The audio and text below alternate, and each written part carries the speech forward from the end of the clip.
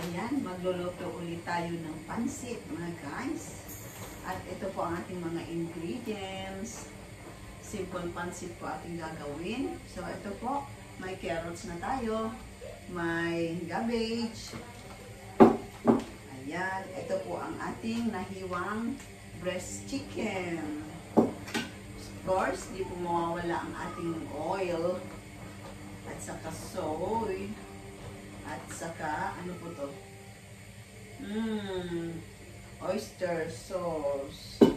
At saka, especially, ang ating pancit canton at beef. Ayan.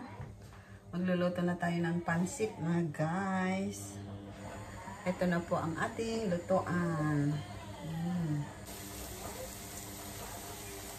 Ayan, lagyan natin ng garlic.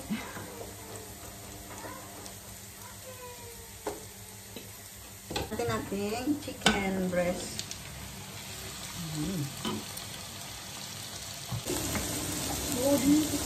Bago natin ilagay ang ating veggies. Ayan, lagyan ko na siya ng soy mga guys. Ayan. Ang bango-bango. Ang bango-bango. Ang bango-bango. Tapos, isunod natin ang mga gulay-gulay. Pepper. Pepper. Lagyan ko siya ng pepper mga guys. Ayun, dami. So, nakaimasin tayo.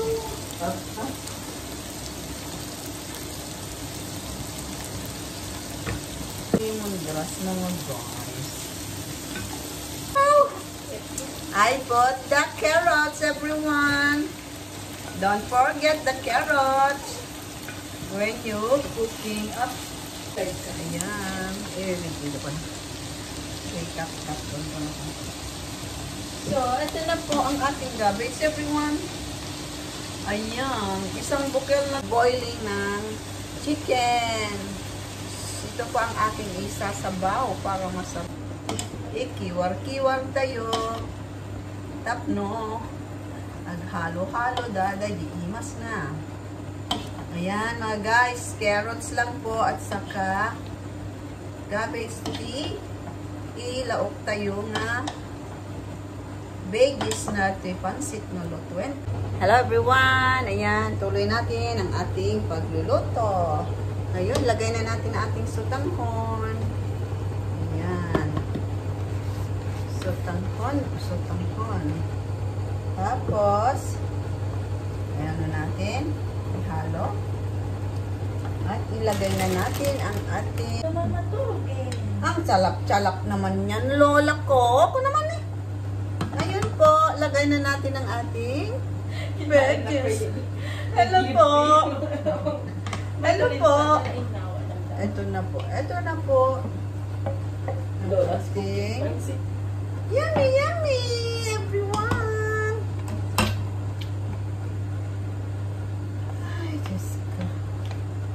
Nyamet, di birthday day tayo. La.